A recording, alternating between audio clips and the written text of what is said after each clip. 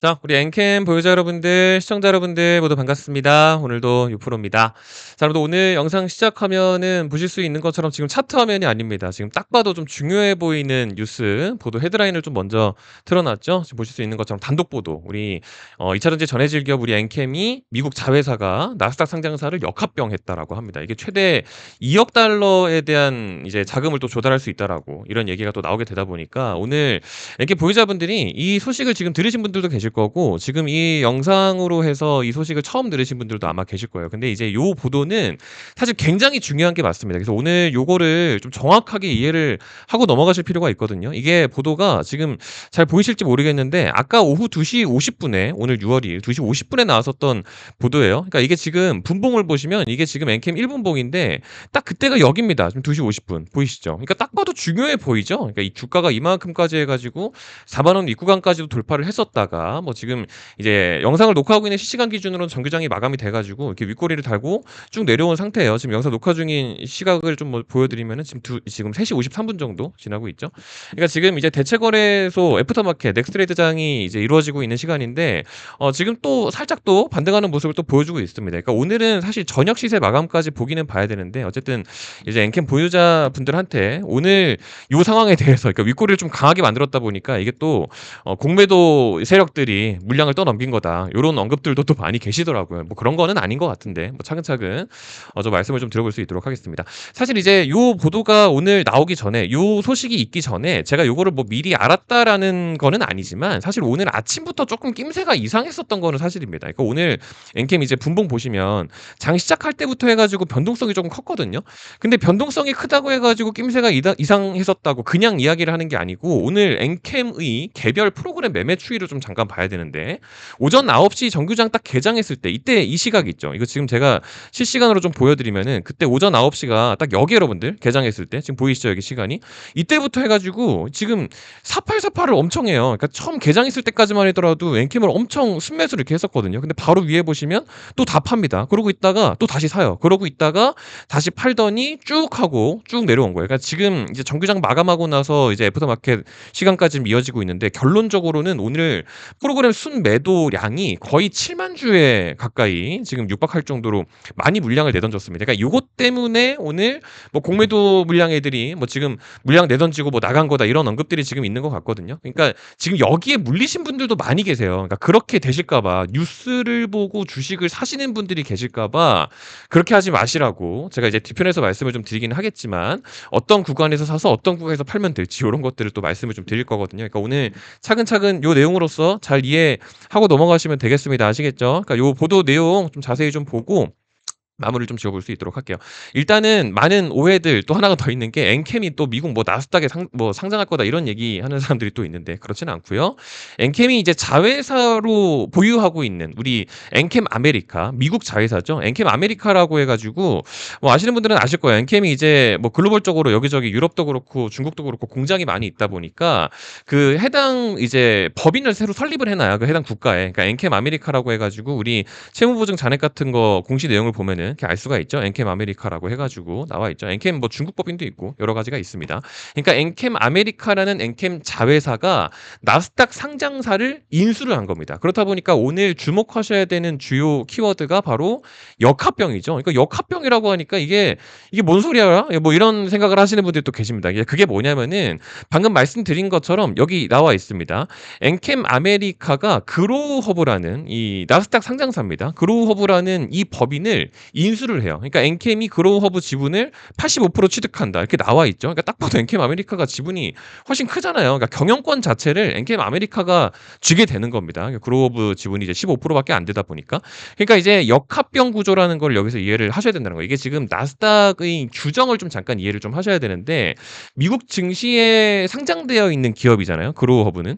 그러니까 이 진행 방식을 사용하는 이유가 우회 상장이라는 거예요. 그러니까 엔캠 아메리카가 만약에 이제 나스닥에 상장을 IPO를 하고 싶어요. 그럼 그 IPO 절차가 엄청 까다롭고 시간도 많이 들고 비용도 많이 들어가잖아요. 그쵸? 그러니까 이미 상장되어 있는 그 기업을 인수를 해서 그러니까 사실 껍데기밖에 안 되는 겁니다. 그 상장 지위를 유지를 한 채 이제 알맹이 엔캠 아메리카가 하는 사업을 그로우허브에 입혀버리게 되면 뭐 그러면 끝인 거잖아요. 그렇죠? 그러니까 새로 IPO도 절차까지 다 진행을 해가지고 시간이니 비용이니 다 쓰는 것보다는 그냥 이 기업을 이제 인수해버리면 끝인 거니까 그게 이제 우회 상장이라고들 많이 표현하죠. 그것 때문에 이 방식을 사용을 하는 거예요. 그렇다 보니까 이제 나스닥 규정상 이런 것들을 이제 좀 방지를 하기 위해서 이런 역합병 구조라는 거를 좀 제시를 합니다. 그렇다 보니까 엔캠이 그로우허브를 이제 편입을 한 건데 그로우허브의 자회사로 들어가게 되는 그러니까 피인수 기업으로 들어가게 되는 효과라고 좀 볼 수가 있는 거죠. 그러니까 호재인 거는 맞아요, 여러분들. 근데 이제 오늘 두 번째 키워드를 조금 주목을 하셔야 되는 게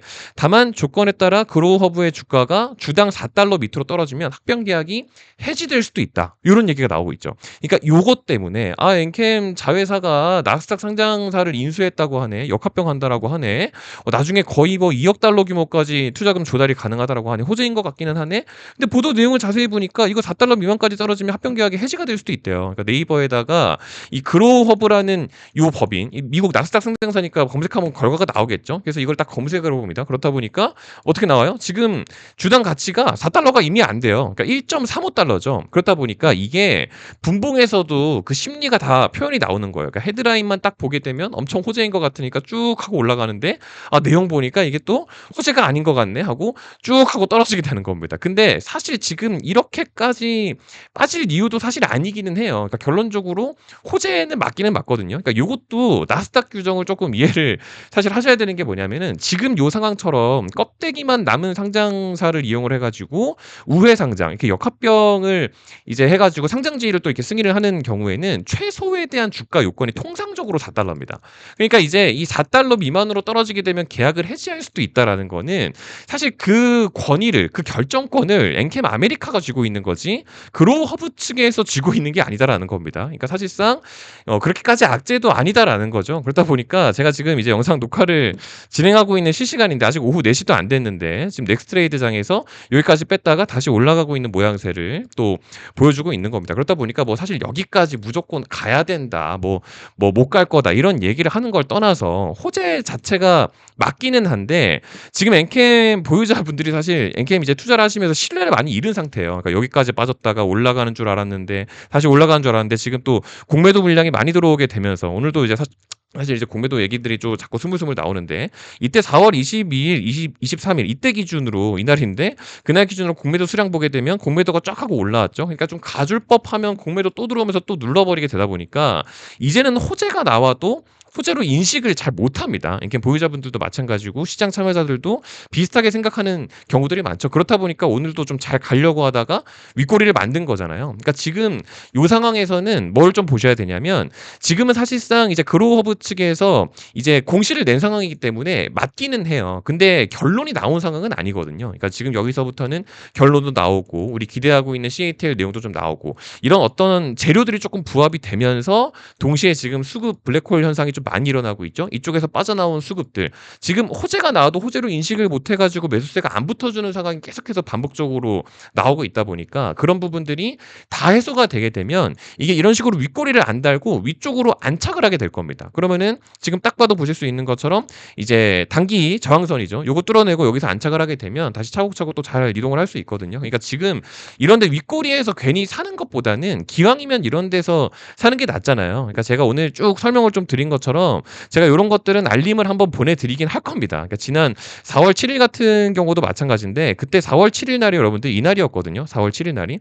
제가 이때 이제 정규장 개장하기 전이었죠. 이거 제가 개별 공지라고 해가지고 아침에 이제 구독자 전용 혜택이라고 이제 오전에 체크리스트 발송을 좀 해드리고 있는데 뭐 내용은 좀 생략을 한다 치더라도 공매도 수량에 대한 부분은 어느 정도 좀 대응을 하기는 해야 되잖아요, 그렇죠? 그러니까 제가 오늘 같은 날은 요거를 안 보냈는데 제가 이런 걸 좀 보냅니다. 그러니까 이날 같은 경우도 35,000원 미만에서는 뭐 추가 매수가 가능하다. 이때 기준으로 말씀드린 그 기준이 35,000원이 딱 이쯤이었거든요. 근데 지금 오늘은 안 샀고 그때는 샀잖아요, 그렇죠? 그러고 나서 이런 식으로 수급이 또 잘 붙어졌었죠. 그러고 나서 지난 4월 22일 날 다시 공매도 수량이 다시 한번 급증을 하게 되다 보니까. 보니까 유일하게 짐작할 수 있는 부분이 공매도 세력의 무빙이다. 이런 언급을 좀 드린 적이 있었죠. 그렇다 보니까 4월 22일 날 정규 장중 시각이었는데 그날 기준으로 여기 5만 원, 딱 이 구간이에요. 여기 돌파하자마자 오전 중에 지금은 일부 물량을 좀 수익 실현을 하자라고 말씀을 좀 드린 겁니다. 그렇다 보니까 여기 이날이었죠. 4월 7일부터 해가지고 4월 22일까지 요런 식으로 좀 수익을 만들고 나서 다시 한번 관망세를 좀 이어가고 있는 거거든요.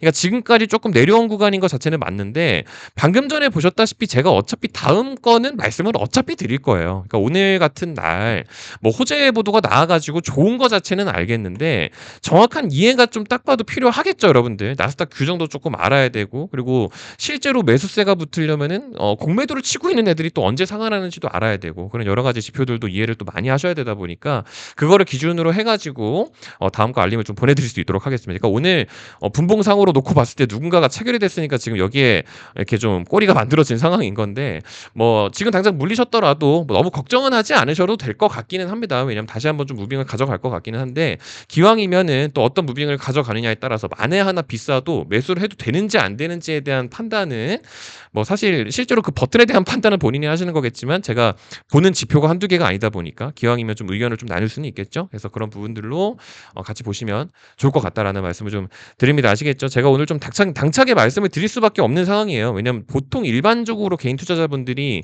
뉴스를 보고 그 뉴스에 해당하는 주식을 그냥 매수를 해버리다 보니까 그것보다는 한 단계 빠른 알림으로써 좀 대응을 해드릴 수 있을 것 같습니다. 아시겠죠? 그래서 댓글을 써달라는 말씀을 드린 게 아니고요. 고정 댓글창에 확인해 보시게 되면 제가 링크를 하나 만들어 놨어요. 이렇게 보이시는 여기 번호에다가 이렇게 이제 이거 발송 처리해 주시게 되면 다 집계를 해드릴 건데 이거를 클릭하면 자동으로 집계 처리가 됩니다. 그래서 모바일 스마트폰으로 보고 계시는 분들은 요거 클릭하셔서 다 받아가시면 될 것 같고요. 그리고 이제 TV나 PC로 보고 계시는 분들은 여기 영상 하단에 보이시는 QR코드 핸드폰 카메라 딱 틀어가지고 갖다 대시면은 자동으로 메시지 앱으로 요걸 여시겠습니까? 이렇게 딱 뜹니다. 그러면은 오케이 예 딱 눌러가지고 요걸로 집계 받아가시면 될 것 같습니다. 아시겠죠?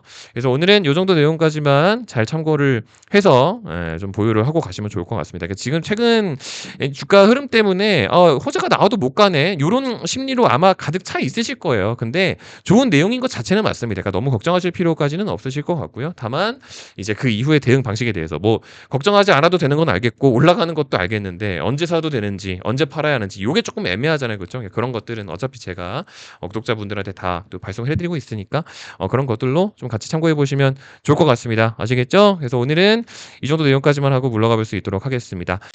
이제 내일 또 휴장이에요. 그렇죠? 예, 또 이제 선거 때문에 휴장인데 이번 주차가 또 이렇게 좀 잘 가려고 하다가 또 멈춰가니까 또 맥이 좀 빠질 것 같습니다. 근데 어쨌든 뭐 이번 주만 잘 지내고 나면은 다음 주 코스닥 수급은 또 나쁘지 않을 것 같아요. 뭐 그래서 아마 제가 내일 또 영상을 업로드해 드릴 것 같으니까 구독해놔 주시고 알림 설정 해놔 주시고 조금 영상 일찍 받아보시면 좋을 것 같습니다. 아시겠죠? 긴 영상 오늘 끝까지 시청해 주셔서 감사드리고요. 화요일장 고생 많으셨습니다. 좀 다음 콘텐츠로 또 인사드리겠습니다. 감사합니다.